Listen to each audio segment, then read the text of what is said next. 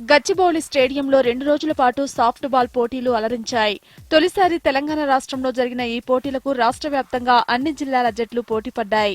Men's, women's విభాగాల్లో జరిగిన ఈ పోటీల్లో రంగారెడ్డి, హైదరాబాద్ జిల్లాల జట్లు సత్తా చాటాయి.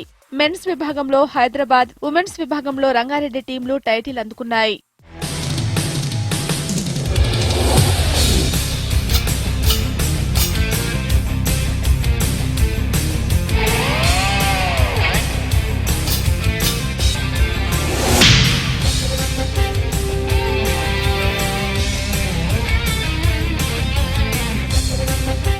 తెలంగాణ సాఫ్ట్ బాల్ అసోసియేషన్ ఆధ్వర్యంలో జరిగిన ఈ మెగా టోర్నీ విజయవంతమైంది.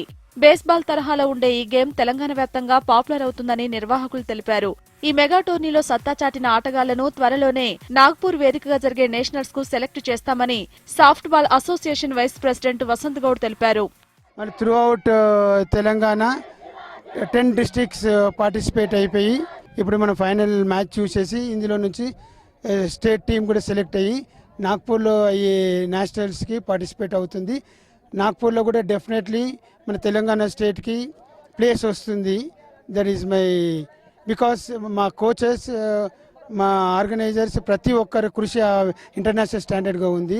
ఐఎమ్ వెరీ హ్యాపీ మన తెలంగాణలో ఈ గేమ్ ఇంత పవర్ఫుల్గా అయింది. This generally played in America. ఆ స్టాండర్డ్లో మన గేమ్ తీసుకురావడానికి ప్రతి ఒక్కరు కృషి ఉంది. This is an team work.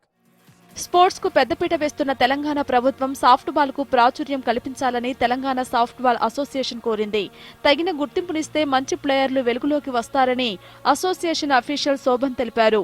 We are very much happy from SAT Sports Authority of Telangana State. They give us permission to organize this tournament in this premises. And ఈ ప్రిమిసెస్కి, ఈ టోర్నమెంట్కి, మన ఓపెనింగ్ సెరమనీకి మన deputy CM గారు doctor Rajaiah గారు వచ్చారు.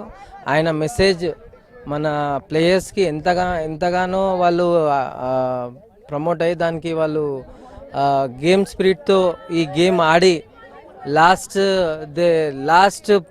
మతలబ్ second వరకు వాళ్ళు fight చేసి లాస్ట్ హైదరాబాద్ రంగారెడ్డి వాళ్ళు ఫైనల్స్లో వచ్చారు. ఓవరాల్ గా 2 రోజుల పాటు అలరించిన సాఫ్ట్ బాల్ పోటీలు పలువురిని ఆకట్టుకున్నాయి.